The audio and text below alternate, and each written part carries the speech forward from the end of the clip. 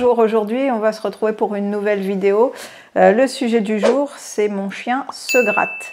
Avant tout, je vous rappelle qu'il y a la chaîne YouTube et que vous pouvez vous abonner pour avoir toutes les infos dès qu'elles paraissent. Et ça nous encourage aussi dans notre travail. Donc le sujet du jour, le chien qui se gratte, ça peut arriver et c'est un petit peu d'actualité. Vous verrez à la fin de la petite vidéo pourquoi. Donc première cause, le chien a peut-être des parasites. Alors le parasite le plus courant, ce sont les puces. Et les puces, pour savoir si votre chien en a, c'est relativement facile. Il suffit de regarder entre les poils au niveau du bas du dos, au-dessus de l'endroit où la queue est attachée au dos. Ça s'appelle la croupe du chien. Et à cet endroit-là, s'il y a des petits grains noirs que vous trouvez dans les poils, vous les récupérez, vous les mettez sur un sopalin. Vous mettez un petit peu d'eau, si ça devient brun-rouge, ce sont des crottes de puces parce qu'elles sont nourries avec le sang de votre chien, donc il y a du sang dans les crottes et quand on met de l'eau, c'est pour ça que ça se teinte en rouge. Si vous vérifiez ça, allez chez le vétérinaire ou trouver un autre traitement parce que vous pouvez utiliser des traitements différents. Donc les parasites, on les traite avec les antiparasitaires. Il y a une première catégorie, ce sont les antiparasitaires chimiques qui vont être les colliers ou les pipettes que vous pouvez utiliser. Dans cette même catégorie, on va aussi vous parler des comprimés antiparasitaires. Ce sont donc des antiparasitaires, des insecticides qu'il faut faire avaler au chien. Et alors là, pour cela, nous sommes catégoriques. Ne donnez jamais ça à votre chien, c'est quand même très puissant, très toxique. C'est à réserver à des cas extrêmement particuliers de chiens qui sont très mal en point avec du fort parasitisme et c'est uniquement le vétérinaire qui vous les prescrira. La deuxième catégorie, ce sont des produits en aromathérapie. Ce sont des produits qu'on doit mettre quotidiennement au chien pour que ça le protège et pour que ça repousse les parasites. Je ne suis pas spécialiste du sujet, donc peut-être que j'en apprendrai plus après et que je pourrai faire une nouvelle vidéo dans quelques mois. Et une autre méthode que l'on utilise beaucoup à l'élevage, et même exclusivement, c'est la terre de diatomée. La terre de diatomée, ça marche très très bien, du moment qu'on a la bonne fréquence d'administration. Et je vous invite à suivre la petite vidéo qui est à ce sujet-là. Alors, petit bémol sur la terre de diatomée quand même, si on en met beaucoup trop à son chien, ça va le gratter. Donc pensez aussi que si le chien se gratte, demandez-vous si vous lui avez pas mis trop de terre de diatomée, on ne sait jamais. Alors la deuxième cause des démangeaisons chez le chien, elle est alimentaire. Et la principale source du problème, ce sont les croquettes de mauvaise qualité, les croquettes de supermarché et les croquettes dites économiques. Pourquoi? Parce qu'il y a beaucoup de protéines de soja dedans, que le soja est souvent allergisant pour le chien, ça lui cause des démangeaisons. Pareil pour les protéines de lait. Et même pour certaines protéines animales, la plus connue, la plus répandue étant la protéine de bœuf. On sait qu'il y a quelques chiens qui peuvent être allergiques aux autres protéines, mais d'une manière générale, ça va se limiter à ça.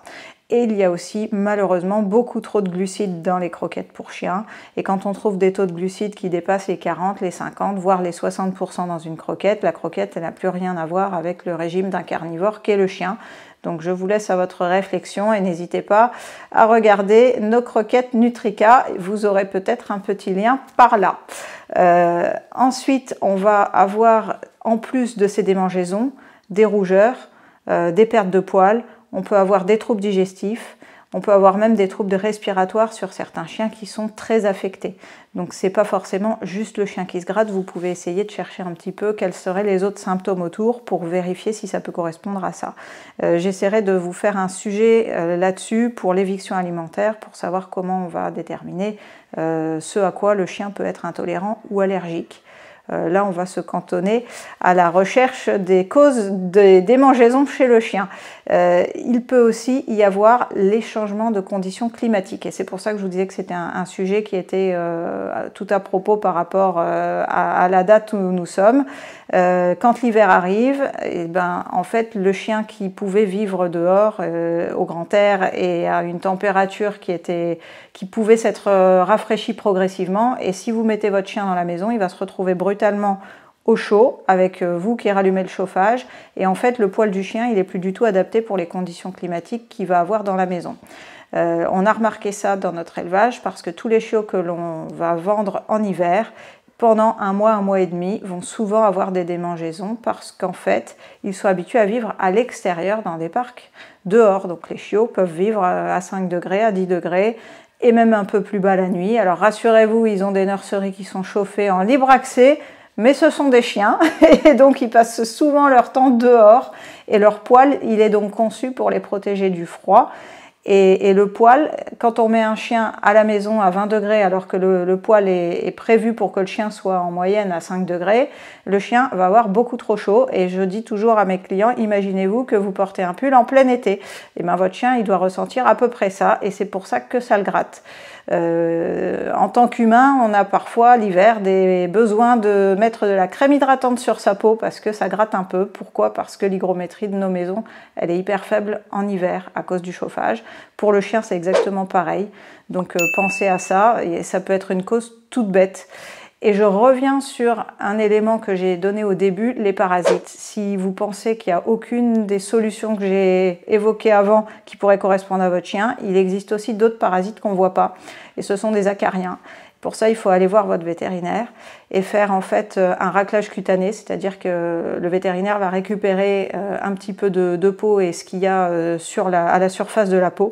Il va le regarder au microscope et il est possible que votre chien ait des acariens. Dans ces cas-là, ce sera un traitement que le vétérinaire vous administrera à votre chien, pas vous bien sûr. Voilà, j'espère avoir fait le tour. Si vous avez des questions, n'hésitez pas à les laisser en commentaire en bas. À très bientôt sur la chaîne YouTube NoNutreka. Au revoir.